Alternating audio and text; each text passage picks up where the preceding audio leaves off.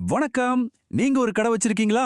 அப்போ ஒரு கடைய உருவாக்க எவ்வளவு கஷ்டப்பட்டிருப்பீங்க, எவ்வளவு உழைச்சிருப்பீங்கன்னு எனக்கு நல்லாவே தெரியும்.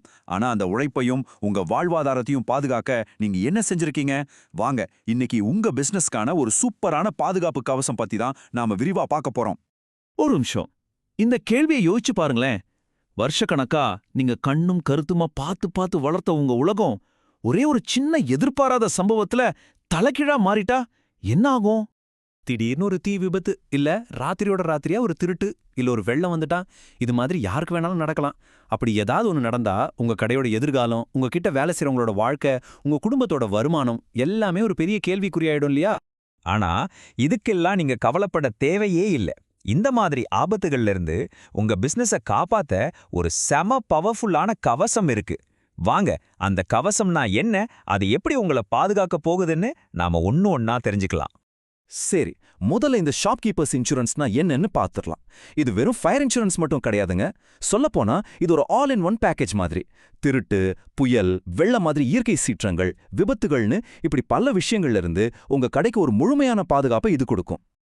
ஓகே, அப்போ இந்த இன்சூரன்ஸ் உண்மையில எதெல்லாம் கவர் பண்ணும்? உங்க கடையில இருக்கிற எந்தெந்த பொருட்களுக்கெல்லாம் இது பாதுகாப்பா இருக்கும்னு தெரிஞ்சுக்கிறது ரொம்ப ரொம்ப முக்கியம். வாங்க பார்க்கலாம்.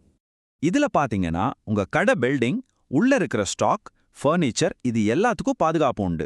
அது மட்டும் இல்ல, தீ விபத்து, வெள்ளம், புயல், திருட்டு இதுக்கும் கவர் ஆகும். ஆனா இதுல ரெண்டு விஷயம் ரொம்ப ரொம்ப ஸ்பெஷல். ஒன்னு பொது பொறுப்பு. அப்படின்னா உங்க கடையில ஒரு கஸ்டமருக்கு தெரியாம ஏதாவது விபத்து ஆயிடுச்சுன்னா அதுக்கான மருத்துவ செலவை இந்த பாலிசி பார்த்துக்கும். இன்னொன்னு, அதை விட சூப்பரான விஷயம் வணிக தடை.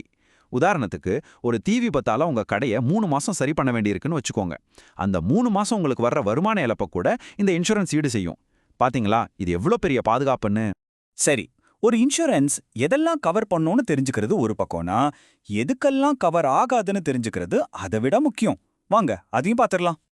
இன்சூரன்ஸ்ல இத எக்ஸ்க்ளூஷன்ஸ்னு சொல்லுவாங்க. தமிழ்ல சொன்னா விதிவிலக்குகள். அதாவது பாலிசி எதையெல்லாம் கவர் பண்ணாதுன்னு சொல்ற லிஸ்ட். நீங்க பாலிசி வாங்குறதுக்கு முன்னாடி இந்த விதிவிலக்குகள் லிஸ்ட்டை ஒரு தடவைக்கு 2 தடவை நல்லா படிச்சு பாத்துருங்க. அப்பதான் கிளைம் பண்றப்போ எந்த ஆச்சரியமோ ஏமாற்றமோ நமக்கு வராது. பொதுவா பாத்தீங்கன்னா, நீங்களே வேணும்னே உங்க கடைக்கு சேதம் உண்டாக்கினா அதுக்கு கிளைம் கிடைக்காது.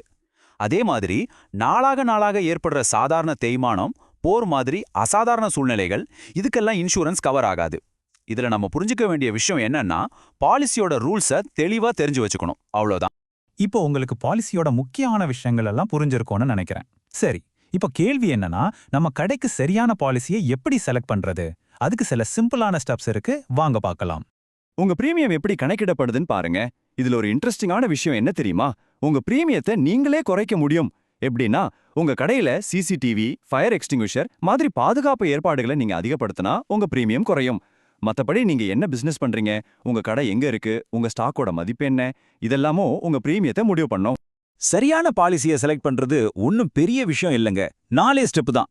முதல்ல உங்க கடைக்கு என்னென்ன ரிஸ்க் இருக்கு, எதையெல்லாம் பாதுகாக்கணும்னு ஒரு லிஸ்ட் போடுங்க. ரெண்டாவது, ஒரு 2-3 கம்பெனி கிட்ட இருந்து கொட்டேஷன் வாங்கி ஒப்பிட்டு பாருங்க. மூணாவது, ரொம்ப முக்கியம், அந்த சின்ன சின்ன எழுத்துல போட்டிருப்பாங்களே அந்த விதிவிலக்குகளை கவனமா படிங்க. நாலாவது, டிடக்டபிள் அப்படின்னா என்னன்னு புரிஞ்சுக்கோங்க. அது ஒன்றும் இல்ல, கிளைம் பண்ணும்போது நீங்க உங்க கையில இருந்து முதல்ல கட்ட வேண்டிய ஒரு சின்ன தொகை. இத பத்தி தெளிவா கேட்டு தெரிஞ்சுக்கோங்க. சரி, எல்லாம் நல்லபடியா போகுது. ஆனா துரதிருஷ்டவசமா ஏதாவது ஒண்ணு நடந்துட்டா அப்போ என்ன பண்றது? இந்த இன்சூரன்ஸை எப்படி சரியா கிளைம் பண்றதுன்னு அடுத்ததா பார்க்கலாம். ஏதாவது ஒரு பிரச்சனைனா வேலை கொஞ்சம் கூட லேட் பண்ணாம உடனே உங்க இன்சூரன்ஸ் கம்பெனிக்கு ஃபோன் பண்ணி சொல்லிடணும். திருட்டு மாதிரி விஷயமா இருந்தா போலீஸ்ல கம்ப்ளைண்ட் கொடுக்கறது ரொம்ப அவசியம். அதுக்கப்புறம் அவங்க கேட்குற கிளைம் ஃபார்ம், ஃபோட்டோஸ், பில்ஸ் மாதிரி எல்லா டாக்குமெண்ட்ஸையும் கொடுத்துடுங்க. கடைசியா சேதத்தை கணக்கிட ஒரு சர்வேயர் வருவார், அவருக்கு முழுசா ஒத்துழைக்க கொடுங்க. இந்த ஸ்டெப்ஸை கரெக்டா ஃபாலோ பண்ணீங்கன்னா கிளைம் ப்ராசஸ் ரொம்ப சுலபமா முடிஞ்சிடும். அதனால ஒரு விஷயத்தை மட்டும் எப்பவும் மனசுல வச்சுக்கோங்க. இன்சூரன்ஸுக்காக நீங்க கட்டுற பிரீமியம் ஒரு செலவு கிடையாது. அது உங்க கனவுகளையும் உங்க பிசினஸோட எதிர்காலத்தையும் எல்லாத்துக்கும் மேல உங்க மன நிம்மதியும் பாதுகாக்கிற ஒரு முக்கியமான முதலீடு.